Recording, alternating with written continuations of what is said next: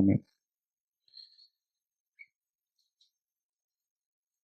Cell ఫోన్లు ఎవరైనా సైలెంట్లో పెట్టుకోవడం మర్చిపోతే సైలెంట్లో పెట్టుకోండి.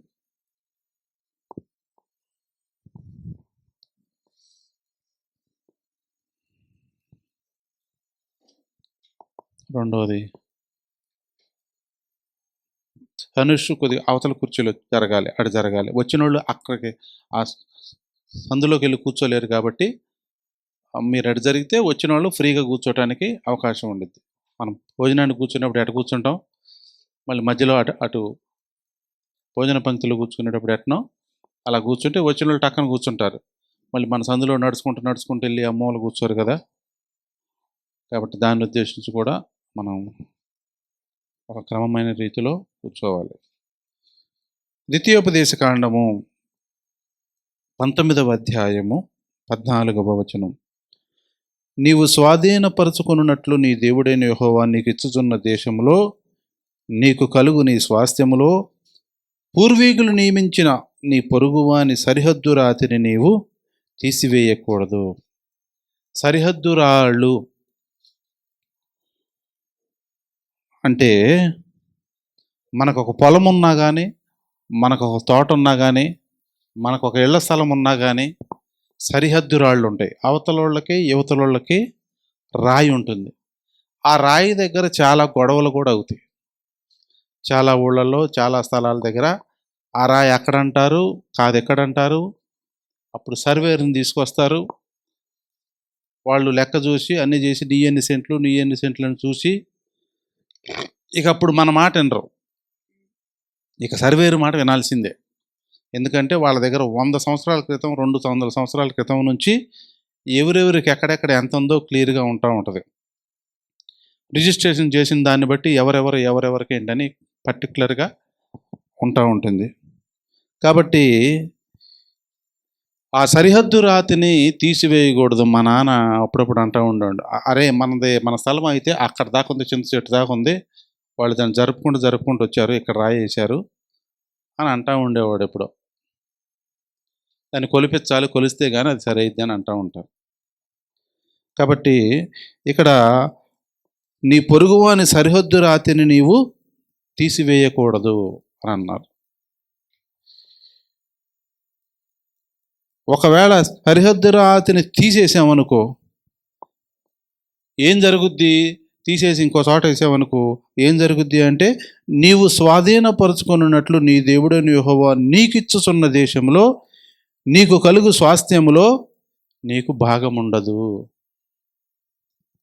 మనం అనుకుంటున్నాం కదా పరలోకం అని.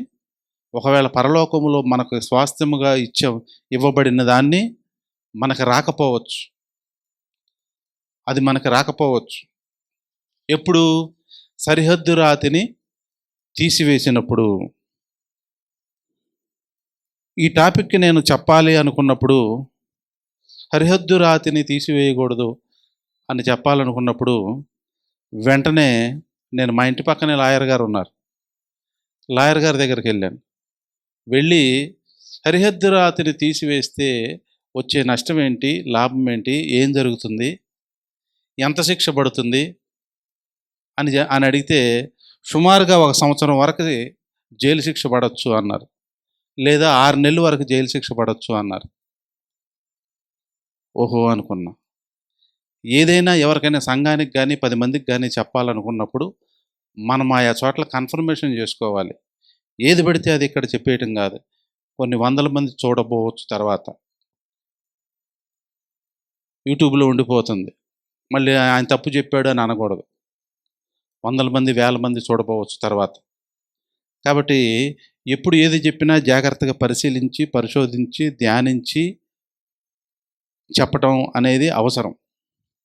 ఏది పడితే అది మనం వ్యాఖ్యానించుకుంటూ పోతే కుదరదు. ఇప్పుడు మనం హెచ్చరిక వర్తమానం, బల్ల వర్తమానంలో ఇప్పుడు ఈ సరిహద్దురాళ్ళు గొడవ ఎందుకు అనేది కూడా ఒకటి రావచ్చు, ఆలోచన కూడా రావచ్చు. దాన్ని కూడా చెప్తున్నా. మనం ఎప్పుడు హెచ్చరిక వర్తమానం చెప్పినా, ఎప్పుడు బల్ల వర్తమానం చెప్పినా సాధ్యమైనంత వరకు మనం ఈ వారం అంతా ఏం చేసుకున్నాం, ఎక్కడ అబద్ధం ఆడాం, ఎక్కడ దొంగతనం చేసాం, ఎక్కడ పాపం చేసాం, ఎక్కడ తప్పు చేసాం, ఎక్కడ ఏం చేసాం సరి చేసుకుంటాం. అంటే మన తప్పులను సరి చేసుకోవటానికి అది ఏ రకంగా నానే. మరి ఈ మాత్రం దానికి మెసేజ్ ఎందుకు? మనకి మనకి తెలిసిన విషయమే కదా. అబద్ధాలు, దొంగతనాలు, తప్పులు, పాపాలు, పాపపు చూపులు ఇవన్నీ సరి చేసుకుంటే అయిపోద్ది కదా. అంటే ఒక్కొక్క వారము ఒక్కొక్క విధంగా, ఓహో మనం ఈ తప్పు కూడా చేస్తామా, ఓహో మనం ఇలా కూడా చేస్తామా అనిపించేటట్టుగా మనకి తెలియజెప్పటమే హెచ్చరిక వర్తమానం. పాడిందే పాడరా పాశపళ్ళ దాసుడా అన్నట్టు. ఇక ఎప్పుడూ ప్రభుబలి చక్రంలాగా నువ్వు అది చేయకూడదు అని కాదు. ఒక్కొక్క వారము ఒక్కొక్క విధానంలో, ఓహో ఇలా కూడా మనం పొరపాటు చేస్తామా, ఓహో ఇలా కూడా మనం తప్పు చేస్తామా, ఓహో ఈ విషయంలో కూడా మనం సరి చేసుకోవాలా అనేటట్లుగా ఉండాలి మెసేజ్ ఎప్పుడు. ఓహో ఇందులో కూడా ఇలా ఉందా, ఓహో దీన్ని బట్టి మనం ఇలా సరి చేసుకోవాలన్నమాట. ఒకవేళ సరి చేసుకోకపోతే ఏమవుతుంది అంటే అక్కడ తీర్పుకి ఎదుర్కోవాల్సి వస్తుంది. ఇక్కడ సరి చేసుకొని అన్నీ కూడా అక్కడ తీర్పుకి ఎదుర్కొనవలసి వస్తుంది. కాబట్టి దాన్ని తప్పించడం కొరకే ఇక్కడ ఒక్కొక్క వారం ఒక్కొక్క విధంగా, ఒక్కొక్క స్టైల్లో, ఒక్కొక్క ఇలాగ కూడా ఓహో ఇది కూడా ఒప్పుకోవాలా అనేటట్లుగా మెసేజ్ ఉంటుంది ఇక్కడ. అక్కడే కాదు ఎక్కడైనా ఉండాలి కూడా, అలాగే ఉండాలి. కాబట్టి ఈనాటి మన పాఠము, మన సందేశం ఏంటంటే ద్వితీయోపదేశ కాండము 19వ అధ్యాయము 14వ వచనంలో, నీవు స్వాధీనపరచుకున్నట్లు నీ దేవుడైన యెహోవా నీకు ఇచ్చుచున్న దేశంలో నీకు కలుగు నీ స్వాస్థ్యములో పూర్వీకులు నియమించిన నీ పొరుగు అని సరిహద్దు రాతిని నీవు తీసివేయకూడదు. దేవుడు మనకి సరిహద్దులు నియమించాడు. మనకే కాదు, అన్నిటికీ సరిహద్దులు నియమించాడు. సముద్రానికి ఉంది, సముద్రానికి సరిహద్దు నియమించాడు. చీకటికి సరిహద్దు నియమించాడు. అలాగే వెలుగుకు సరిహద్దు నియమించాడు. యోబు గ్రంథము ఆ మాట చెప్తూ ఉంటాడు. యోబు గ్రంథము 26వ అధ్యాయంలో సరిహద్దును చీకటికి వెలుగుకి 26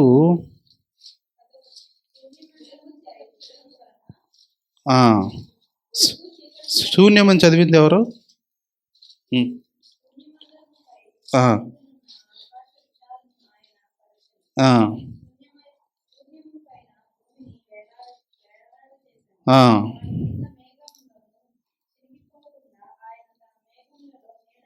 నీళ్లను బంధించేది. ఎక్కడ బంధించాడంట?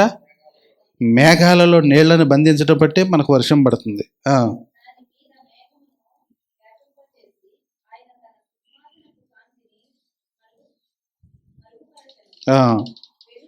వెలుగు చీకటుల సరిహద్దుల వరకు జలము చాలు. జలములకు సరిహద్దు అంటే వెలుగుకి సరిహద్దు ఉంది, చీకటికి సరిహద్దు ఉంది, జలములకు సరిహద్దు ఉంది. అన్నిటికీ దేవుడు సరిహద్దులు నియమించాడు. అలాగే మానవునికి కూడా సరిహద్దులు నియమించాడు. సరిహద్దులు అంటే నీది ఇంతవరకే, ఇంత దాటి నువ్వు అవతలకి వెళ్ళకూడదు, దీన్ని మీరి నువ్వు అవతలకి వెళ్ళకూడదు అని చెప్పేది సరిహద్దు అంటారు. ఆదికాండం 1వ అధ్యాయంలో స్త్రీని గాను పురుషుని గాను దేవుడు చేసెను. 1:27లో దేవుడు ఏం చెప్పాడంటే, దేవుడు తన స్వరూపమందు నరుని సృజించెను, దేవుని స్వరూపమందు వారిని సృజించెను, స్త్రీని గాను పురుషుని గాను వారిని సృజించెను. ఫస్ట్ ఇప్పుడున్న పరిస్థితిలో సరిహద్దు మీరేది ఏంటంటే, స్త్రీలు స్త్రీగా ఉండటం లేదు, పురుషులు స్త్రీగా ఉండటం. వెళ్ళి ఆపరేషన్ చేయించుకొని నేను పురుషుడిని కానీ నేను స్త్రీగా మారాలి అని చెప్పి ఆపరేషన్ చేయించుకుంటున్నారు. అంటే దేవుడు నియమించిన సరిహద్దుని వీళ్ళు ఏం చేస్తున్నారు? హద్దు మీరుతున్నారు. ఇది ఒక సరిహద్దు. మానవునికి ఎన్నో సరిహద్దులు ఉన్నాయి, అందులో ఇదొకటి. అలాగే ద్వితీయోపదేశ కాండము 22వ అధ్యాయము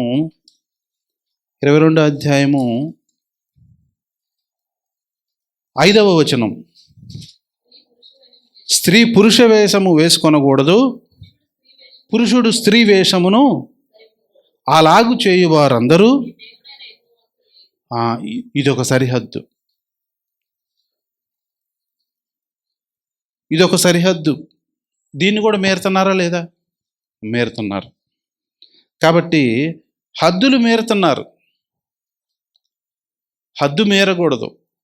ఒక సముద్రానికి హద్దు పెట్టాడు, అది మీరటం లేదు. అక్కడ దాకా వస్తున్నాయి నీళ్లు, వెళ్ళిపోతున్నాయి.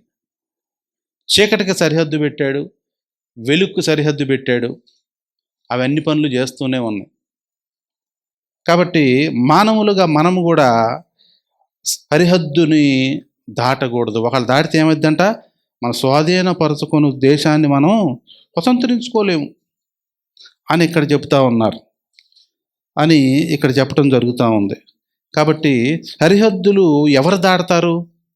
సరిహద్దులు దాటేది ఎవరు? ఎవరు సరిహద్దులు దాడతారంటే 1 కొరింథీయులు రాసిన పత్రిక 1 కొరింథీయులు రాసిన పత్రికలో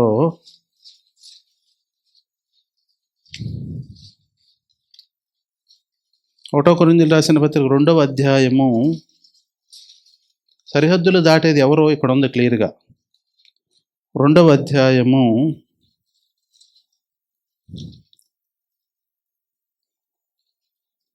13-14 వచ్చిన మనుష్య జ్ఞానము నేర్పు మాటలతో గాక ఆత్మ సంబంధమైన సంగతులతో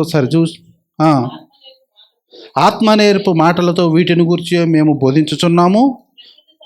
ప్రకృతి సంబంధి అయిన మనుషుడు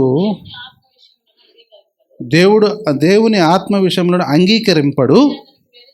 అవి అతనికి వెర్రితనముగా ఉన్నవి, అవి ఆత్మానుభవం చేతనే వివేచింపదగును గనుక అతడు వాటిని గ్రహింపజాలడు. ఆత్మ సంబంధి అయిన వాడు వివేచించను కానీ అతడు ఎవరిచే చాలు. అతను ఎవరిచే, ఇక్కడ 3 వ్యక్తులు కనపడుతున్నారు. ఒకటి ప్రకృతి సంబంధుడు, రెండవది శరీర సంబంధుడు, మూడవది ఆత్మ సంబంధులు. వీళ్ళు 3 కనపడుతున్నారు. ఇక్కడ 3 కనపడుతున్నారు. 3 రకాల వ్యక్తులు కనపడుతున్నారు ఇక్కడ. మనకి సంఘములో కానీ ఎక్కడైనా కానీ ప్రకృతి సంబంధితో, సంఘములో అయితే ప్రకృతి సంబంధితో మనకి పెద్దగా ఏ గొడవ ఉండదు. ఆత్మ సంబంధి అయిన వాడితో కూడా ఏ గొడవ ఉండదు. ఉండేదల్లా శరీర సంబంధమైన వాడితోనే గొడవ. ఎందుకంటే వాడు ఇటు కాదు, శాంతం ప్రకృతి కాదు, ప్రకృతి సంబంధించినోడు కాదు, ఆత్మ సంబంధి అయిన వాడు కూడా కాదు. కాబట్టి శరీర సంబంధులతోనే ఇబ్బంది కలుగుతుంది సంఘములో కానీ ఎక్కడైనా కానీ. అందుకనే చాలామంది వీడి పిల్లోళ్ళల్లో పిల్లోడు కాదు, పెద్దోళ్ళల్లో పెద్దోడు కాదు, వీడికి ఎట్ట చెప్పాలో అర్థం కావట్లేదంట.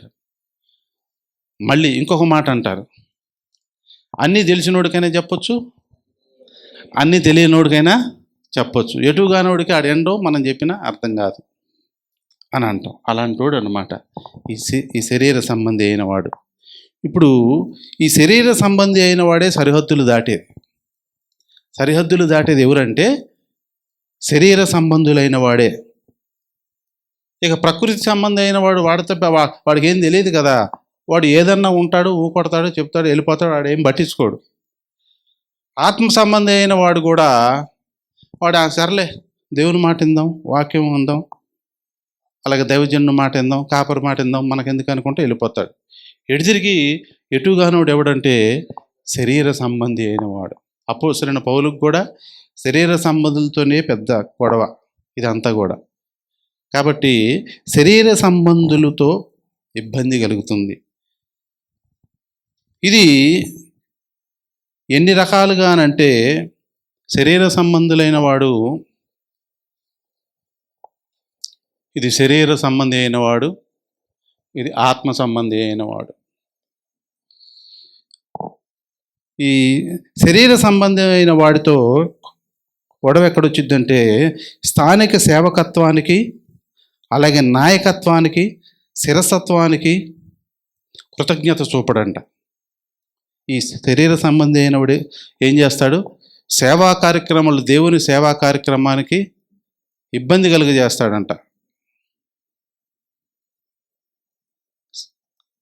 అలాగే దేవుని వాక్యానికి లేదా స్థిరసత్వానికి కూడా ఇబ్బంది కలిగేటట్టు చేస్తాడంట ఈ శరీర సంబంధుడు. కాబట్టి కదిగా అసలు శాంతం సేవకై సహకరించడం, అలాగే వాక్యానికి లోబడడం, అలాగే ఇంకోటి నాయకత్వానికి కూడా వాడు ఇబ్బంది కలిగిస్తూ ఉంటాడు. నాయకత్వానికి కూడా ఇబ్బంది కలిగిస్తూ ఉంటాడు. వీడిని మనం ఈజీగా గుర్తుపట్టవచ్చు. ఓహో, వీడు శరీరానుసారి అనే సంగతి ఈజీగా గుర్తుపట్టవచ్చు ఇలాగే. అదే ఆత్మ సంబంధి అయితే ఆత్మ సంబంధమైన విషయాలు సరిచూసుకొనుచు అన్నాడు. చూడండి ఇక్కడ 13వ వచనంలో, 1 కొరింథీ 2:13లో ఆత్మ సంబంధి అయిన వాడు ఏం చేస్తూ ఉంటాడంట? ఆత్మ సంబంధమైన సంగతులను ఆత్మ సంబంధమైన సంగతులతో అంటే టాలీ చేస్తూ ఉంటాడు. వాక్యానికి టాలీ చేస్తా అంటే వాక్యానుసారంగా ఉంటాడు. వాక్యానుసారంగా ఇది వాక్యంలో ఇలా ఉందా, ఇది నిజమేనా, ఇలా చేయొచ్చా అని ఎప్పుడు వాక్యం వైపు చూస్తూ ఉంటాడు. ఇతను ఆత్మ సంబంధి అయినవాడు. అలాగే రెండవది, శరీర సంబంధి అయిన వాడు విభేదాలు కల్పిస్తాడు. సంఘములో విభేదములు వస్తాయంట. విభేదములు, తేడాలు తీసుకొచ్చి పెడతా ఉంటాడు. శరీర సంబంధి అయిన వాడు ఏం చేస్తాడు? విభజనలు తీసుకొస్తాడు, తేడాలు తీసుకొస్తాడు. అందుకనే మత్తయి సువార్త 18వ వచనంలో ఏమని చెప్పారంటే, అభ్యంతరములు రాక మానవు, అవి ఎవడి వల్ల వచ్చునో వానికి శ్రమ అని అంటాడు. ఎవరి వల్ల వచ్చునో వానికి శ్రమ అని అంటూ ఉంటాడు. ఆత్మ సంబంధి అయిన వాడు అసలు ఎలాంటి వాటికి తావే ఉండదు. అసలు ఇదంతా మనకెందుకు? దేవుడు ఏది చెప్తే అది చేద్దాం, దేవుడు ఏది చెప్తే అది చేద్దాం, వాక్యం ఏది చెప్తే అది చేద్దాం, దైవజనుడు ఏది చెప్తే అది చేద్దాం అనుకొని అసలు తేడాల గురించి పట్టించుకోడు. ప్రకృతి సంబంధి అసలు వాడికి ఏం తెలియదు కాబట్టి వాడు అవి కూడా పట్టించుకోడు. కాబట్టి విభేదాలు, తేడాలు తీసుకొచ్చేది శరీర సంబంధి అయిన వాడు. అలాగే ఇంకొక పాయింట్ ఏంటంటే, మూడోది, జ్ఞానం ఉండదు కానీ అంతా నాకు తెలుసు అనుకుంటాడు. తెలుసు అన్నట్టుగా ప్రవర్తిస్తూ బిహేవ్ చేస్తూ అతని పని అతను ముందు కొనసాగుతూ ఉంటాడు. కానీ ఆత్మ సంబంధి అయిన వాడు ఎంతైనా నేర్చుకుందాం, అడుగుదాం, అడిగి తెలుసుకుందాం, ఏదైతే అది చేద్దాం అని అంటూ ఉంటాడు ఆత్మ సంబంధి అయినవాడు. జ్ఞానం తెలియదు, ఏది చేయాలో ఏది చేయకూడదో తెలియదు, కానీ అడగడో నేర్చుకోవటం ఇష్టం ఉండదు, అలాగా వెళ్ళిపోతూ ఉంటాడు. ఆత్మ సంబంధి అయితే నేర్చుకుందాం, అడుగుదాం, వాక్యం ఏం చెబుతుంది, ఏమి నేర్చుకుందాం అని అంటాడు. అయితే ఒక్కొక్కసారి ఈ శరీర సంబంధి ఫలానా విషయాలు మనం చేద్దాం అని చెప్పి ఆత్మ సంబంధిని ప్రేరేపిస్తూ ఉంటాడు. శరీర సంబంధి ఏం చేస్తాడు? ఆత్మ సంబంధిని ప్రేరేపిస్తూ ఉంటాడు. అది చేద్దాం, ఇది చేద్దాం, అటు చేద్దాం, ఇటు చేద్దాం అని. అప్పుడు ఆత్మ సంబంధి ఏం చేయాలి? మనము కాదు, నేర్చుకుందాం, తెలుసుకుందాం, అన్నని అడుగుదాం, వాక్యాన్ని అడుగుదాం, దేవుణ్ణి అడుగుదాం అని అంటూ ఉండాలి. ఈ శరీర సంబంధిని 2 2 6 అన్నాడు అనుకో, 2 2 6 అన్నాడు అనుకో, అప్పుడు ఆత్మ సంబంధి ఏమనాలి? 6నేమోలే పదండి, 6నేమో పదండి అనకూడదు. ఏమనాలి? 2 2 4 అనాలి. కాదు 6 అన్నాడు అనుకో, అయితే అన్న దగ్గరికి వెళ్దాం పదా, దైవజనుడి దగ్గరికి వెళ్దాం పదా, లేకపోతే వాక్యం దగ్గరికి వెళ్దాం పదా, లేకపోతే దేవుని దగ్గరికి వెళ్దాం పదా అని అంటూ ఉండాలి. ఒకవేళ 2 రోజులు ఆరేనేమోలే అనుకున్నామనుకో, అనుకున్నామనుకో, ఏం చేస్తావు? ఇతన్ని ఫాలో అవుతాం, శరీర సంబంధిని ఫాలో అవుతాం. అంటే అర్థం ఏంటి? నీకు 6 అయింది, 4 అయింది కన్ఫామ్ లేదు. 4 నీకు శాంతం తెలిసిందనుకో, అంతా వచ్చిందనుకో, కాదు కుదరదు అంటాం. ఒకడు బస్ స్టాండ్ నుంచి ఒక ఇద్దరు ఇలాగ వచ్చారు, రామర్పాడు రింగ్ దాకా వచ్చారు. ఏలూరు ఇటు, గుంటూరు ఇటు. గుంటూరు వైపు పట్టుకొని ఏలూరు అంటున్నాడు అనుకో, వాళ్ళు బాగా తెలిసిన వాడు ఏమంటాడు? అటు కాదు, ఇటు లెఫ్ట్కి వెళ్ళాలి అంటాడు. లేదు ఏలూరు అటే అని అంటే ఆత్మ సంబంధి కూడా ఫాలో అయ్యాడు అనుకో, వీడికి కూడా తెలీదు అని అర్థం. అంతేనా? వీడికి కూడా తెలియదు అని అర్థం. ఒకవేళ తెలిస్తే వెళ్తాడా? గుంటూరు వైపు వెళ్తాడా? నువ్వు రాకపోతే ఏలూరు ఇటే అని చెప్పి ఇటే వెళ్తాడు. కాబట్టి ఆత్మ సంబంధి అయిన వాడు అన్నిటినీ వివేచించును గనుక అతడు ఎవరి చేతను వివేచింపబడడు. అలాగంటున్నావంటే నీకే తెలియట్లేదని అర్థం. కాబట్టి శరీర సంబంధితో జాగ్రత్తగా ఉండాలి. వాడు మనకి తప్పు మార్గము, తప్పుడు త్రోవలో చూపిస్తూ ఉంటాడు. చూపిస్తూ ఉన్నప్పుడు మనం ఏం చేయాలి? అలా కాదు ఇలా అని చెప్పాలి, లేదా దైవజనుని దగ్గరికి వెళ్ళాలి, వాక్యము దగ్గరికి వెళ్ళాలి, దేవుని దగ్గరికి వెళ్ళాలి. ఈ 3 కార్యక్రమాలు చేయాలి. అలాగనే ఇంకొకటి, సిద్ధాంతపరమైన సమస్యలను తీసుకొస్తాడంట. అంటే సంఘములో కొన్ని క్రమాలు ఉన్నాయి.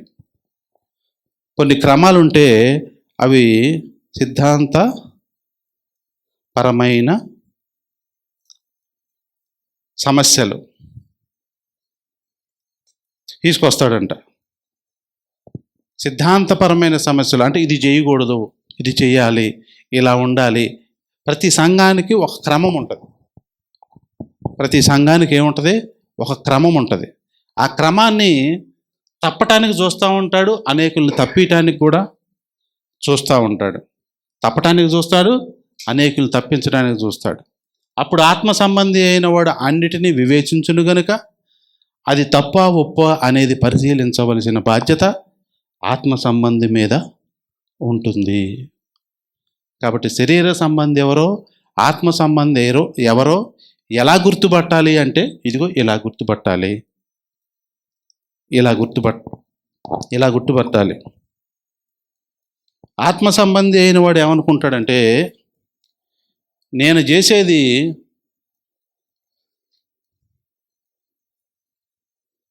తప్పు అనుకుంటాడు. నేను ఇప్పుడు చేసే ప్రతిదీ కూడా తప్పు అంటాడు. మాకు మరియానందం గారని ఒక ఆయన ఉన్నాడు, హెబ్రోన్లో సీనియర్. ఆయన స్వయంగా చెప్పిన మాట ఏంటంటే, అరే మనం ఇప్పుడు చేసేది అంతా తప్పేరా, ఇప్పుడు ప్రజెంట్గా ఈరోజు చేసేదంతా తప్పే అంటే నేను ఆశ్చర్యపోయాను. అదేంటి తప్పేంటి అని అంటే, ఈరోజు చేసింది ఇంకొక సంవత్సరం 2 సంవత్సరాల తర్వాత నేను ఆ రోజు అలా చేస్తే బాగుండేది అనిపించిద్దంట. ఎప్పుడు? అనుభవం వచ్చిన తర్వాత. కాబట్టి మనం చేసే ప్రతిదీ తప్పే. కాబట్టి మన సొంతగా మనం ఏ డిసిషన్ తీసుకోకూడదు. దేవుని విషయాల్లో మనం సొంతగా ఏ డిసిషన్ తీసుకోకూడదు అని మరియానందం గారు చెప్పారు. అది నాకు ప్రింట్ అయిపోయింది. ఆ మాట నాకు ప్రింట్ అయిపోయింది. ఓహో అవును కావాలి కదా, అవును అప్పుడే అలా చేస్తే బాగుండేది అని మనం 100,000 సార్లు అనుకుంటాం. అవునా? ఏదన్నా విషయాన్ని మనం అప్పుడే దాన్ని ఇలా చేస్తే బాగుండేది అను. కానీ ఆ రోజు మనకేమనిపించింది తెలుసా? అదే కరెక్ట్ అనిపించింది.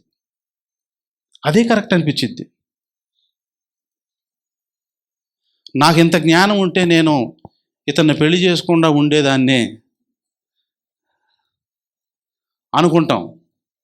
అనుకుంటారు. కానీ ఆ రోజున ఏమనిపించింది తెలుసా? ఏమోలే, అంత పెద్దోళ్ళు చెప్పిన మాట విందాం, అదే కరెక్ట్ కావాలి అనిపించింది. కాబట్టి మరియానందం గారు చెప్పిన మాట ఏంటంటే, మనం చేసేది అంతా తప్పేరా, మనం చేసేది అంతా తప్పే అన్న తర్వాత మనకు నెక్స్ట్ పాయింట్ ఏంటంటే పెద్దోళ్ళని అడుగుదాము, పెద్దోళ్ళు ఏది చెబితే అది చేద్దాం అనే సెకండ్ థాట్లోకి వెళ్తాం.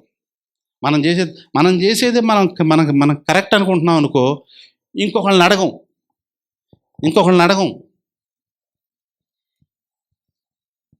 కాబట్టి సిద్ధాంతపరమైన సమస్యలు ఎక్కడొస్తాయి అంటే నాకు అన్నీ తెలుసు అనుకున్నోడి దగ్గర వస్తాయి.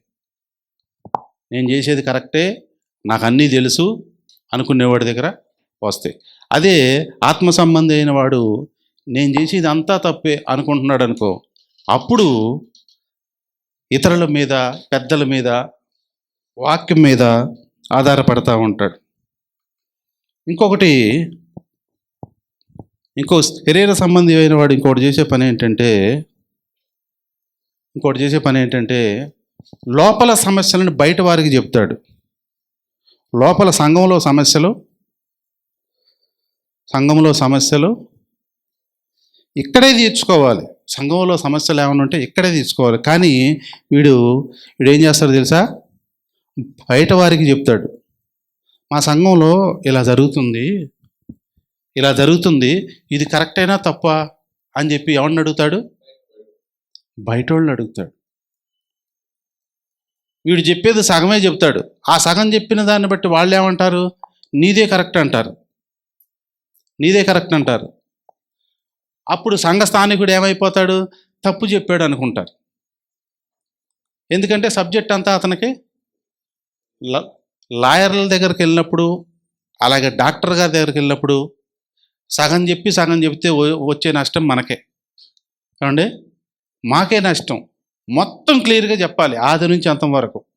చెప్పిన తర్వాత అప్పుడు వాళ్ళు ఇది అట్ట కాదు, ఈ అబద్ధం ఇలా అఫీషియల్గా ఇలా ఆడాలి అని చెప్పి వాడు గోడ కట్టినట్టు ఒక అబద్ధం చెప్పి, ఇదిగో నువ్వు కోర్టులో ఇలా చెప్పాలి, ఇప్పుడు నువ్వు చెప్పిందంతా నేను విన్నాను, నాకు అర్థమైంది, కానీ ఇలా కాదు, అబద్ధం ఆడాల్సింది అట్ట అయితే అతకదో, ఇదిగో నేను చెప్పినట్టు చేస్తే అతుకుద్ది అని లాయర్లు గారు చెప్తాడు. డాక్టర్ గారు ఏం చెప్తాడు? మనం ఒకళ్ళ అబద్ధం చెప్పామనుకో, వాడు ఇంకొక ట్యాబ్లెట్లు ఇంకొక ఇంజెక్షన్ ఇస్తాడు. దాన్ని మనం నానా ఇబ్బంది పడాలి. ఒక జబ్బుకి ఇంకా 4 జబ్బులు పోగైతాయి. కాబట్టి డాక్టర్ల దగ్గర, లాయర్ల దగ్గర చాలా చక్కగా చెప్పాలి. అలాగే సంఘ సమస్యలు కూడా ఒకవేళ ఎవరికైనా చెప్పకూడదు. కొత్తగా పెళ్ళైన అమ్మాయిని సంసారానికి పంపించినప్పుడు వారి తల్లిదండ్రులు కాకుండా వేరే వాళ్ళు, పెద్దోళ్ళు ఏం చెప్తారంట? అమ్మ, చిన్న విషయాలు అమ్మకి నాన్నకి చెప్పొద్దు, సాధ్యమైనంతవరకు నువ్వే సరి చేసుకుంటా ఉండు, సాధ్యము కానప్పుడు, దాని రేంజ్ పెరిగినప్పుడు, నీ ప్రాణాంతకం వచ్చినప్పుడు అప్పుడు పెద్దలకు చెప్పు అంటారు. కాబట్టి సంఘములో సమస్యలు కూడా, లోపల ఉన్న సమస్యలు ఏమైనా ఉంటే అవి బయట వారికి చెప్పినందువలన నీకే నష్టము. లాయర్కే, డాక్టర్కి చెప్తే ఎలా నష్టమో అలాగా మనకే నష్టం జరుగుద్ది అన్నమాట. ఎందుకంటే అంతా చెప్పు. ఏ సేవకుడు, ఏ దైవజనుడు కూడా 99% విశ్వాసులకి హాని కలగాలి, విశ్వాసులు నాశనం అయిపోవాలి, విశ్వాసులు బాగుపడకూడదని ఎవడు అనుకోడు. 99%. కాబట్టి అంతా మన మేలు కొరకే. కాబట్టి ఈ విషయాన్ని జాగ్రత్తగా గుర్తుపెట్టుకోవాలి. ఇవన్నీ నేను చెప్పటం కాదు, సేవకుల మీటింగులో మాకు చెప్పిన విషయాలు అవి నేను జాగ్రత్తగా రాసుకొని మళ్ళీ మీకు చెబుతున్నా. నేను చెప్పినవి కావు. ఆరోది ఈ ఒకటి ఏంటంటే, స్థానిక సంఘాన్ని ప్రోత్సహించరు. స్థానిక సంఘాన్ని ఎక్స్పోజ్ చేయరు.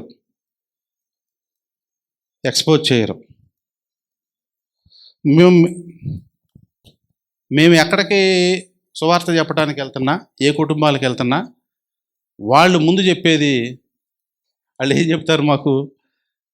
మేము ఆది నుంచి పలానా చోటకి వెళ్తున్నాం, మేము అక్కడికే వెళ్తాం, మా పాస్టర్ గారు బాగా చెప్తారు, ప్రమాణంగా చెప్తారు అని ముందే చెప్పేస్తుంటారు. అంటే మీరు మా సంఘానికి రండి అని మేము అంటామేమోనని. మేము అలాగ అనం. ఎవరు ఎక్కడికి వెళ్ళకపోతే మా దగ్గరికి రండి అని చెప్తూ ఉంటాను నేను ఎక్కువగా అలాగే చెప్తాను. కాబట్టి ఎవరు ఎక్కడికి వెళ్ళోళ్ళు ఎవరైనా ఉండారేమో మేము వెతుకుతూ ఉంటాం. కాబట్టి స్థానిక సంఘాన్ని ఎక్స్పోజ్ చేయింది ఎవరు? శరీర సంబంధులు. వాళ్ళు స్థానిక సంఘం గురించి చెప్పరు. ఇప్పుడు మన తెలుగుదేశం కార్యకర్త అండి, నేను తెలుగుదేశం కార్యకర్తను అనుకోండి. తెలుగుదేశం కార్యకర్తనైతే నేను తెలుగుదేశం గురించి చెప్పకుండా ఉంటానా? తెలుగుదేశం గురించి చెప్పాలి. అదే బాగా తెలుగుదేశం కార్యకర్తలకు బాగా కరుడు కట్టినోడైతే ఎలక్షన్లు వస్తున్నాయంటే మాకు ఓటేయండి, మాకు పుట్టరాళ్ళలో మొన్న ఓట్లేసే దగ్గర ఒక ఎంప్లాయ్ దగ్గరుండి ఓటు వేయించి అతను ఒక ముసలామకో ఎవరికో చెప్పాడంట, సైకిల్ గుర్తుకే అమ్మా అని.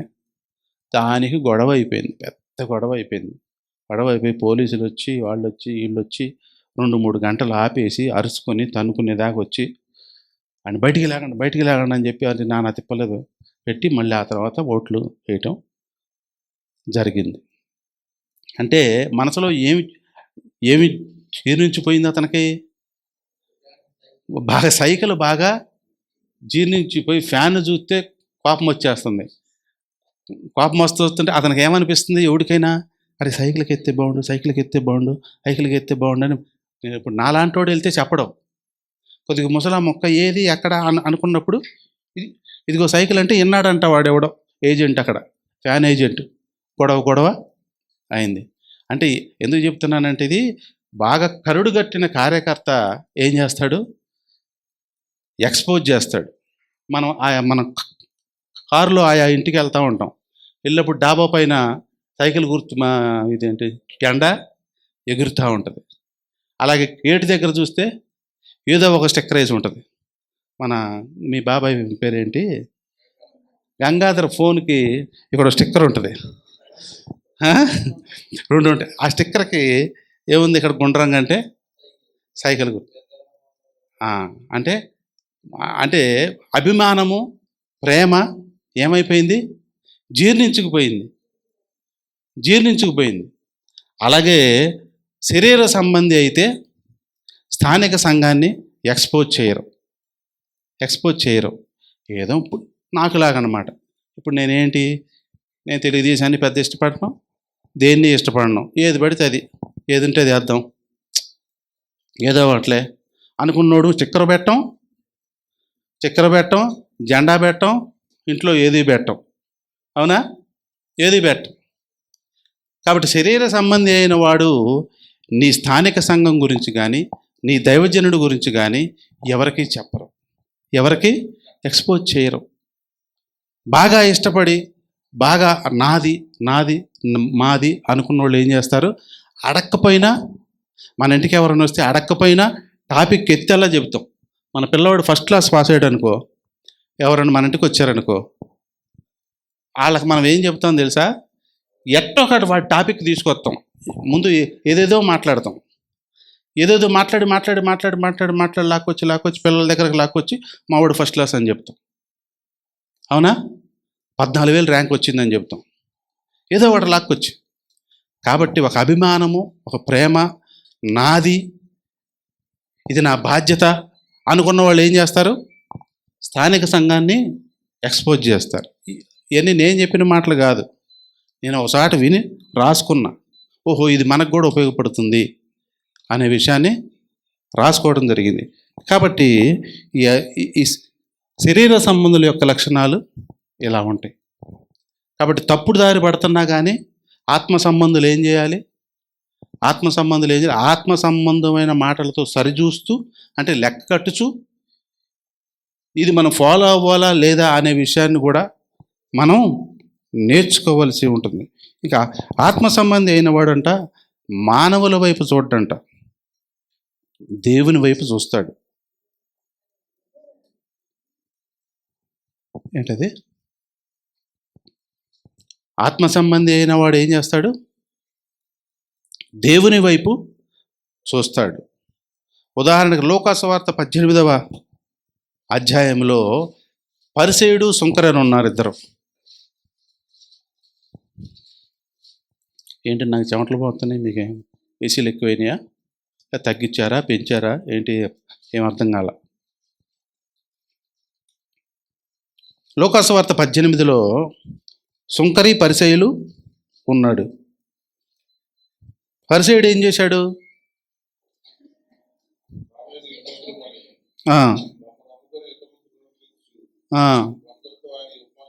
ఈ ఉపమానం చెప్పాను.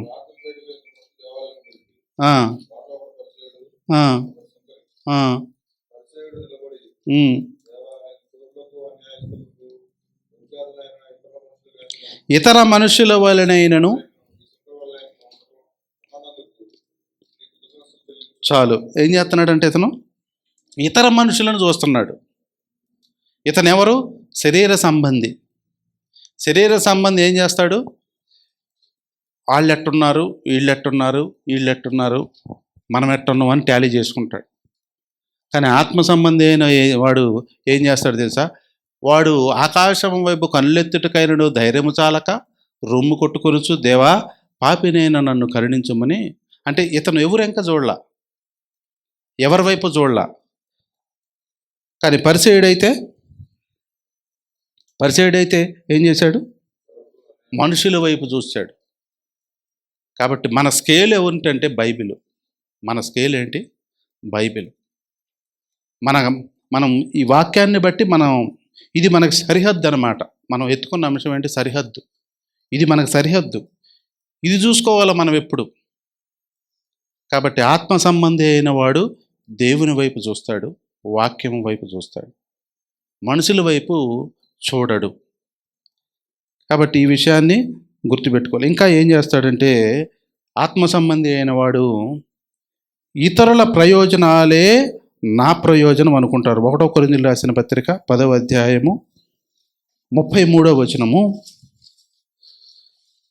సహోదరుని ప్రయోజనమే నా ప్రయోజనము.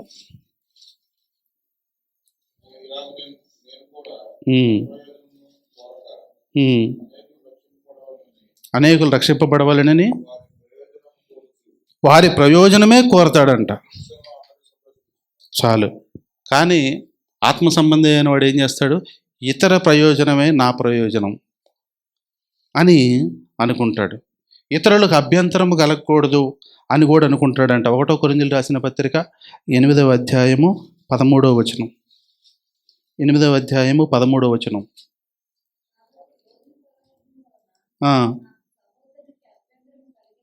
అభ్యంతరము కలిగిన ఎడల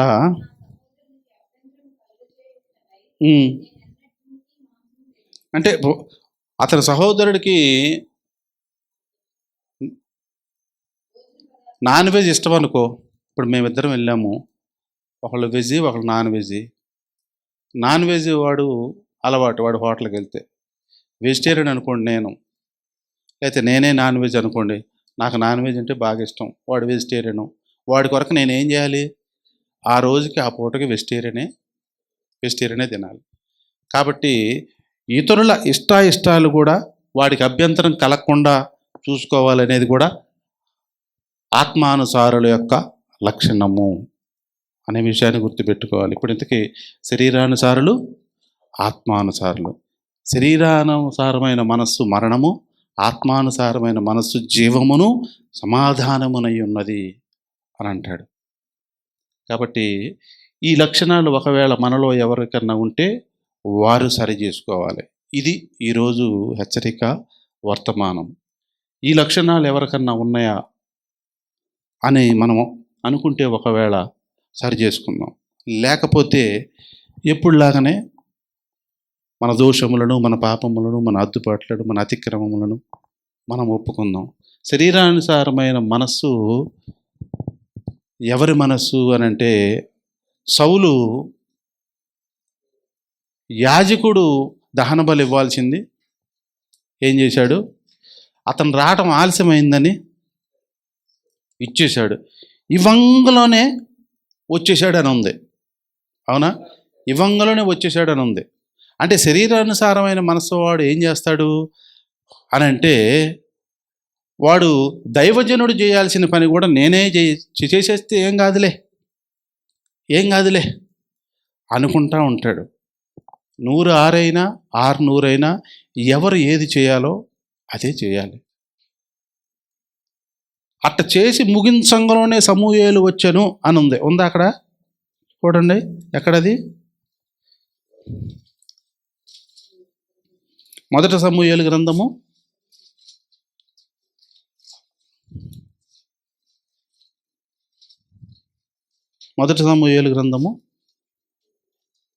13 ఏముంది?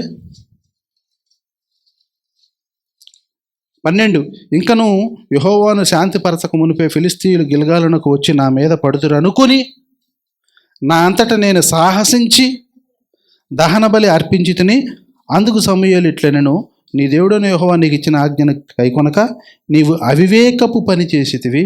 నీ రాజ్యమును ఇశ్రాయేలుల మీద సదాకాలము స్థిరపరచుటకు యెహోవా తలంచి ఉండెను. అయితే నీ రాజ్యము నిలువదు.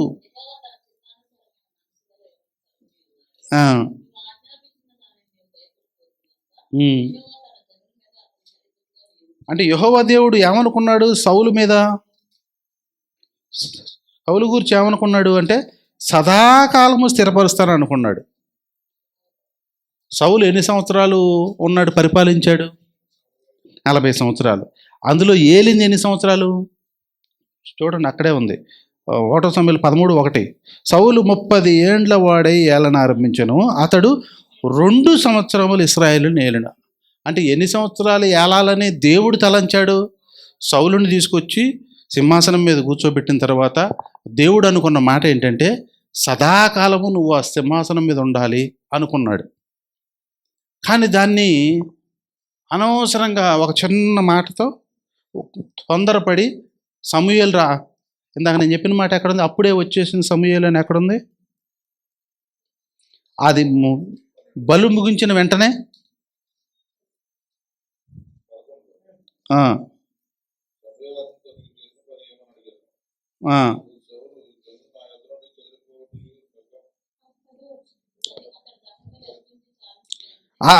అది కావాలి. అతడు దహన బలి అర్పించి చాలించిన 1 గంట కనలా చాలించిన వెంటనే సమూయేలు వచ్చిన. సౌలు అతనిని కలుసుకొని అతని వందనము చేయుటకై, ఇంకెందుకు నీకు వందనం, ఇంకెందుకండి, నువ్వు ఆగలేకపోయావు కదా, అనవసరంగా నీ కుర్చీ పోయింది కదా.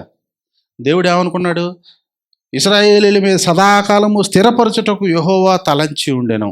అంటే నువ్వు నీ తొందరపాటు వలన, యాజకుడు చేయవలసిన పని నీవు చేయటం వలన ఏం జరిగింది? సదాకాలం ఉంచుతాను అనుకున్నాడు. సదాకాలం అంటే ఏంటి? బతికున్నంతకాలం. దాన్ని 2 సంవత్సరాలు చేశాడు. ఎంత ఘోరమండి.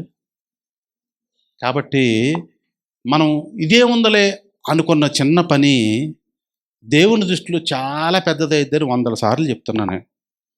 100 సార్లు చెప్తున్నా. అంటే ఏమనుకున్నాడు ఇతను సౌలు? నేను కూడా అభిషేకించబడిన వ్యక్తినే కదా, నేను చేస్తే తప్పే ఉందలే అనుకున్నాడు. అభిషేకించబడ్డా లేదా? 2 సార్లు అభిషేకించబడ్డాడు. అయినా కానీ దేవుడికి కోపం వచ్చింది. కాబట్టి శరీరానుసార్లు ఇలా ఉంటారు. కాబట్టి దీన్ని బట్టి మనము నేర్చుకోవాల్సిన పాఠం ఏంటంటే జాగ్రత్త. మనం ఎక్కడున్నాము, ఏం చేస్తున్నాము, ఎవరు చేయాల్సిన పని ఎవరు చేస్తున్నారు.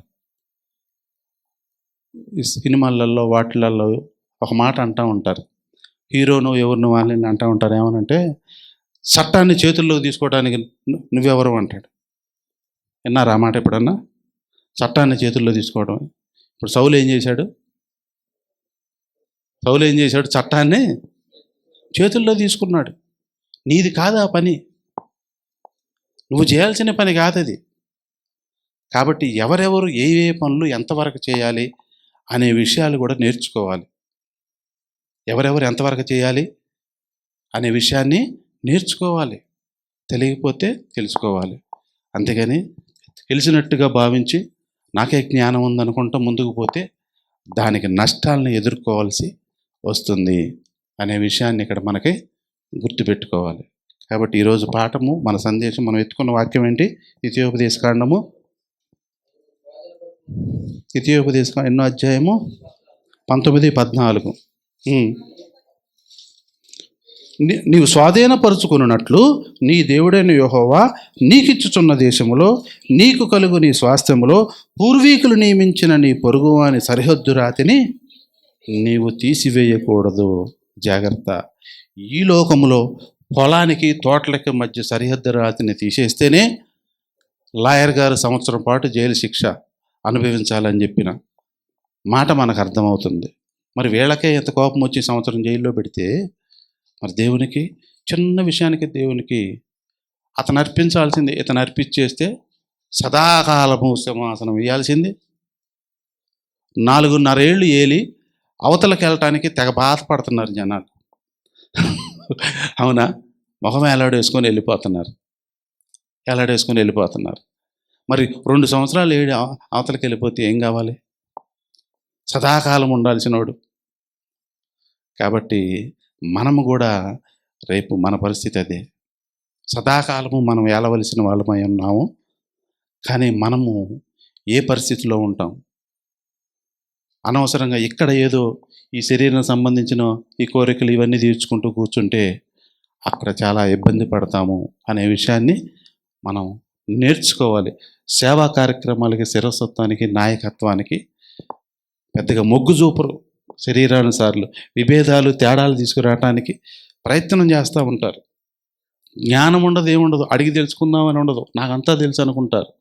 సిద్ధాంతపరమైన సమస్యలు, సంఘములో అసలు క్రమం ఏంటి, ఏ క్రమం ఎలా ఉండాలి అనే సంగతి కూడా తెలియదు, కానీ దాన్ని నెట్టుకొని పోతూ ఉంటారు. లోపల సంఘంలో ఇక్కడ జరిగే సమస్యలు బయట వారికి చెప్తూ ఉంటారు.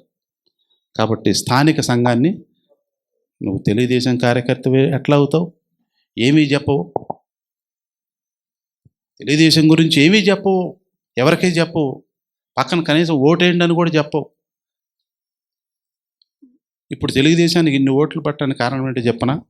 ఉద్యోగస్తులందరూ ఒక్కొక్క ఉద్యోగి 100 మందిని, కనీసం 100 మందికి ఎక్స్ప్లెయిన్ చేసి మార్చారు. తెలుసా? మార్చడం కాదు, ఇది జరుగుతుంది అని చెప్పి ఎక్స్ప్లెయిన్ చేశారు. ఎక్స్ప్లెయిన్ చేయడానికి నెంబర్ 1 సాధకులు ఉద్యోగులే. తెలుసా? ఉద్యోగస్తులు ఒక్కొక్కడు 100 మందిని ప్రభావితం చేశాడు. మరి మనము ఈ సంఘం గురించి మనం ఎంతమందిని ప్రభావితం చేస్తున్నాం? ఎవరికన్నా చెప్తున్నావా? మా పాస్టర్ గారు బాగా చెప్తాడు, మా దగ్గరికి రండి అని చెప్తున్నావా?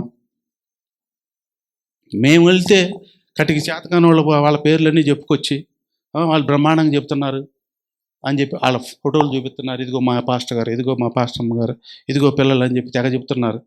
నువ్వు చెప్పేది ఏది? నువ్వు తెలుగుదేశం కార్యకర్తవేనా? మాసిధోనియా కార్యకర్తవేనా?